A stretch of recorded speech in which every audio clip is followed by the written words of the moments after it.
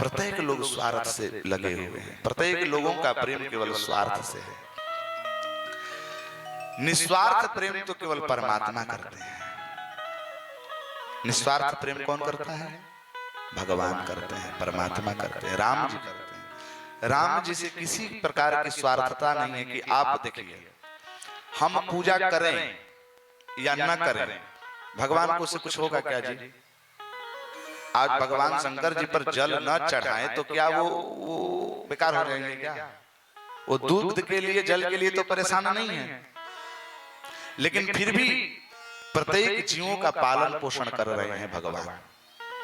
नास्तिक लोग भी संसार में देखिए, भगवान की यही एक दयालुता है, भगवान की यही तो कृपा वत्सलता है कि जो व्यक्ति भगवान को नहीं मानता है फिर भी भगवान उसकी भोजन पानी की व्यवस्था करते हैं।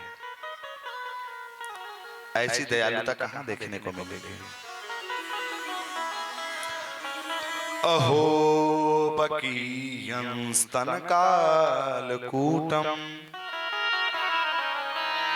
जिघांसया पाययदप्यसाध्वी लेभे गतिं धातृचितां ततोऽन्यं कं वह दयालुं शरणं व्रजेम, कम वह दयालुम शरणम व्रजेम। कितना दयालु है भगवान, उसी दयालु भगवान के चरणों में जाना चाहिए।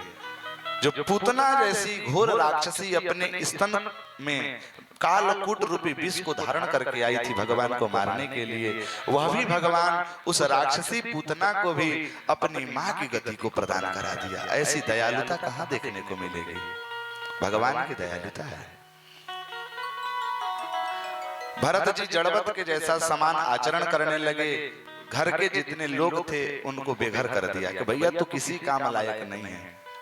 जड़ भरत जी घर से बाहर निकले तो रघुगण को दिव्य उपदेश उन्होंने दिया, और जब कुल भीलों ने भरत जी को पकड़ करके बलि देने की इच्छा प्रकट की, उसी समय सा देवी भद्रकाली, उसी मूर्ति से मां भगवती भद्रकाली प्रकट होकर के भरत की रक्षा की और समस्त लोगों को समझाया कि मैया भगवती काली कभी किसी की जीव की हिंसा नहीं चाहती, बलि नहीं चाहती।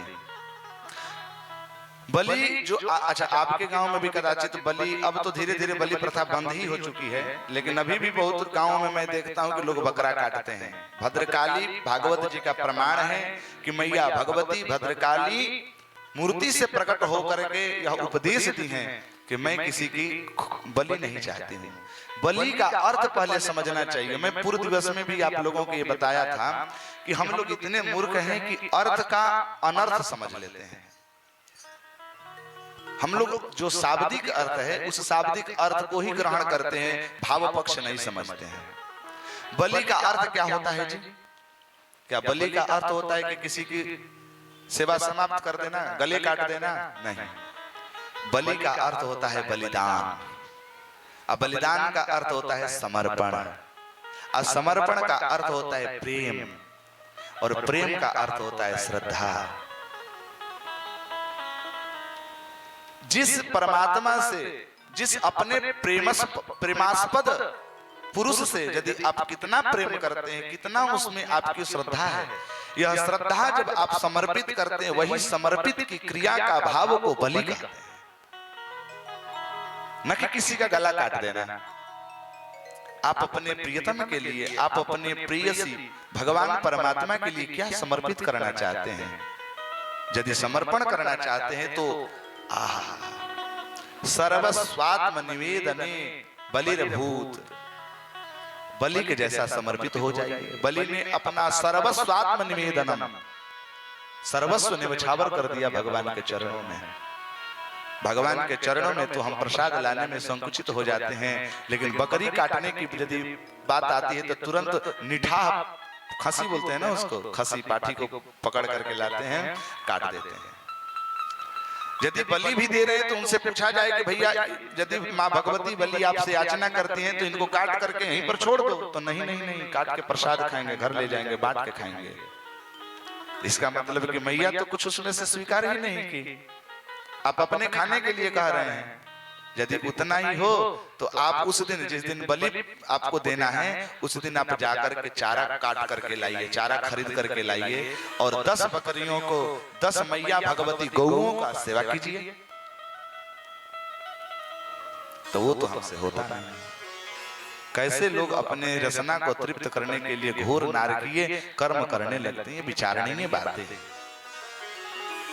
यद्यपि देखिए, चाहे कितना भी कथा प्रवचन होती रही, लोग अपना दुष्कर्म छोड़ने वाले तो हैं नहीं। हमारी यही एक स्थिति है कि कौआ टटाता धान, इसका अर्थ जानते हैं ना, कौआ टटाता धान सुखाता। ये परंपरा हमारे यहाँ नहीं, ये भागवत में पुराण में ही वर्णित हुई है। क्वचित चरति भद्रा क्वचित चरति तत्पुनः प्रायश्चित मथो जाप्यम मन्ये कुंजर शौचवत्। भागवत महापुराण के 6ठे स्कंद के प्रथम अध्याय में यही श्लोक आया है कि व्यक्ति का जीवन कैसा है, तो मन्ये कुंजर शौचवत्। जिस प्रकार से भैंस, जिस प्रकार से हाथी तालाब में जाकर के खूब स्नान करती है, खूब आनंद के साथ एकदम, देखते हैं ना हाथी कितने सूंड में पानी ले ले करके शरीर को खूब स्नान करती है, गजवत स्नान आचरेत। भैंस को आप देखते हैं कितना रगड़ रगड़ कर स्नान कराया जाता है, तेल मालिश कर दी जाती है, चमचमाती वह भैंस जब नदी से निकलती है और जब देखती है कि गड्ढा पड़ा हुआ है, उसी में जाकर के महाराज खूब फिर शरीर को पूरा लीपा पोती कर देती है, कीचड़ से सन जाती है। तो सारा स्नान किया हुआ व्यर्थ चला गया कि नहीं?